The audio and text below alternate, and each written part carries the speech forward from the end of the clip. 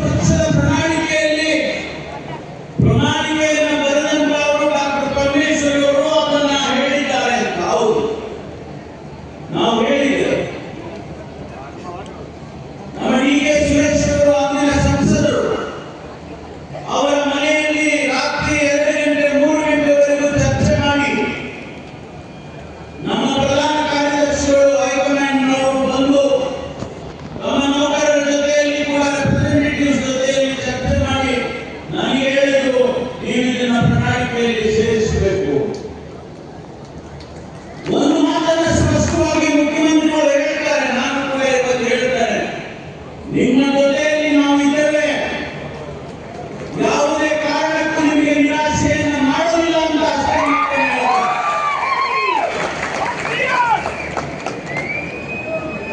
ಕಾಂಗ್ರೆಸ್ ಪಕ್ಷದಲ್ಲಿ ಪ್ರಣಾಳಿಕೆಗೆ ಎಷ್ಟು ಗೌರವ ಇದೆ ಅನ್ನೋದನ್ನ 2013ರಿಂದ 2018ರವರೆಗೆ ಏನು ನಾವು ಭಾಷೆ ಕೊಟ್ಟಿದ್ದೋ, ಕರ್ನಾಟಕದ ಜನತೆಗೆ ಮಾತು ಕೊಟ್ಟಿದ್ದೋ, ಅವೆಲ್ಲವನ್ನೂ ಕೂಡ ಅನುಷ್ಠಾನ ಮಾಡಿದ್ದೇವೆ. 592 ಭರವಸೆಗಳನ್ನ ಈ ಬಾರಿ ಪ್ರಣಾಳಿಕೆ ಕೊಟ್ಟಿದ್ದೇವೆ. ಹೆಚ್ಚಿನ ಅಂಶ ಎಲ್ಲವನ್ನೂ ಕೂಡ ನಾವು ಅನುಷ್ಠಾನ ಮಾಡುತ್ತೇವೆ. OPS, MPS, OPS ಕೂಡ ಅದರಲ್ಲಿ ಸೇರುತ್ತೆ ಅನ್ನೋದನ್ನ ನೀವು ಮನಸ್ಸಲ್ಲಿ ಇಟ್ಕೊಳ್ಳಿ. ಹಾಗಾಗಿ ಇವತ್ತು ನಮ್ಮ ಈ ಕಾರ್ಯಕ್ರಮ ಒಂದು ಇತಿಹಾಸವನ್ನು ಬರೆಯುತ್ತೆ ಮುಂದಿನ ದಿನಗಳಲ್ಲಿ ಅನ್ನೋದನ್ನ ನಾನು ಗಮನಕ್ಕೆ ತರ್ತೇನೆ. ಹಾಗಾಗಿ ಸ್ನೇಹಿತರೆ, ಇನ್ನೂ ಹೆಚ್ಚು ಮಾತನಾಡೋದಕ್ಕೆ ಹೋಗೋದಿಲ್ಲ. ನಾನು ಒಂದನ್ನು ತಮಗೆ ಹೇಳಲಿಕ್ಕೆ ಬಯಸ್ತೇನೆ, ನೀವು ಏನು ಮನಸ್ಸು ಮಾಡಿದ್ರೋ ಅದು ಮನಸ್ಸಲ್ಲಿ ಅದು ಆಗುತ್ತೆ. ನೀವೇನು ಮನಸ್ಸು ಮಾಡ್ತೀರೋ ಅದಾಗುತ್ತೆ. ಆ ಶಕ್ತಿ ನಿಮಗಿದೆ.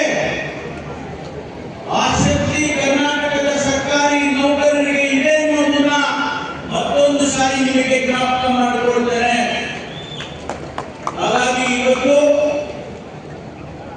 ನಾವು ಏನು ಕರ್ನಾಟಕದಲ್ಲಿ ಸೇವೆಯನ್ನು ಮಾಡ್ತಾ ಇದ್ದೀರಿ, ಜನರ ಕಷ್ಟಗಳಿಗೆ ಸ್ಪಂದಿಸ್ತಾ ಇದ್ದೀರಿ, ಇಡೀ ಸಮಾಜ ನಿಮ್ಮನ್ನ ಶ್ಲಾಘನೆಯನ್ನು ಮಾಡುತ್ತೆ ಅನ್ನುವಂತ ಮಾತನ್ನು ಹೇಳ್ತೇನೆ.